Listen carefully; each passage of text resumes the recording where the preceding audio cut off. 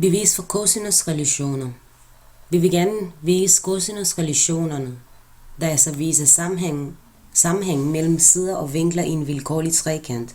Hvis man kender to sider og en vinkel imellem dem, kan man beregne den tredje side. Eller hvis man kender alle tre sider, kan man beregne en vinkel. Der er tre vinkler, bliver der naturligvis tre formler. Vi kan tegne en højde i trekanten, som derved deles i to retvinklede trekanter, der har en fællesside, nemlig h. Ved hjælp af Pythagoras sætning kan vi finde udtryk for h i den ene trekant og bagefter et udtryk for h i den anden trekant.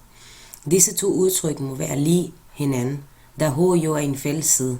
Ved at skrive lidt om på den ligning, der fremkommer, finder vi cosinusrelationer.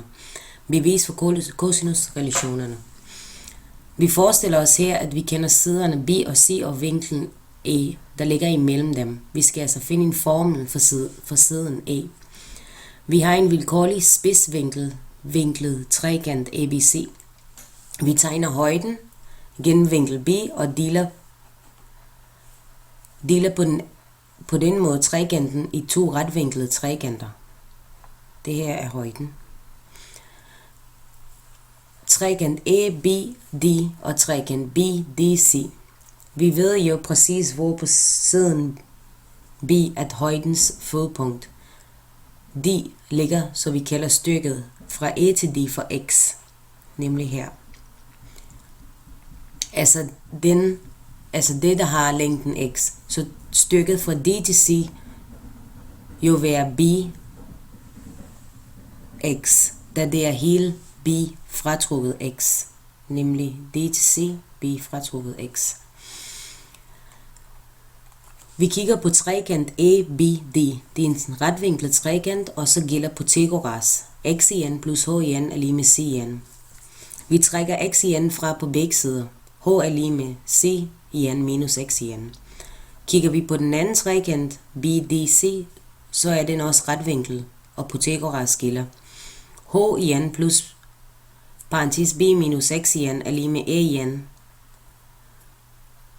H i n er lige med a i n minus parentes b minus x i n.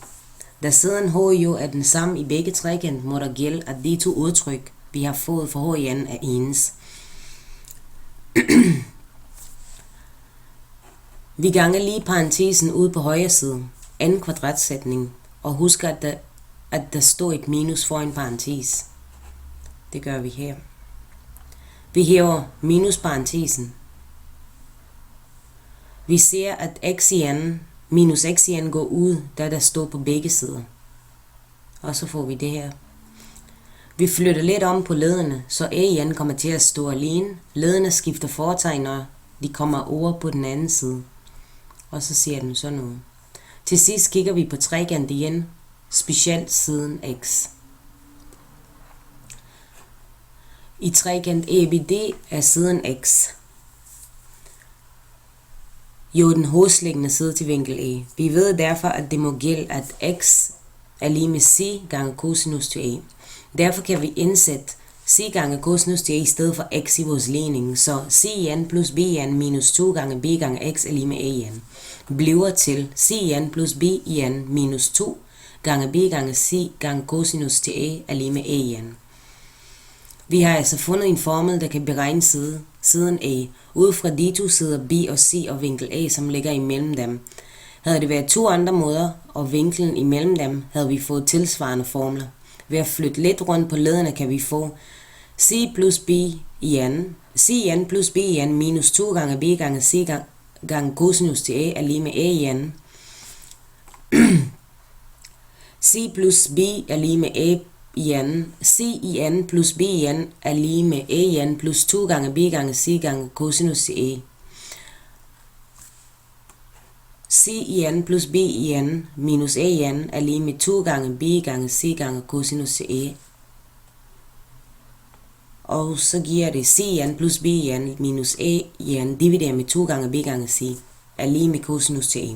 Denne formel viser, hvordan man kan finde vinkel A, hvis man kender alle tre sider. Således har vi vist den øverste formel herunder. Og det har vi i sætning 3. at i cosinusrelationer gælder, i enhver trekant gælder, at vi kan bruge de tre formler, eller de tre formler.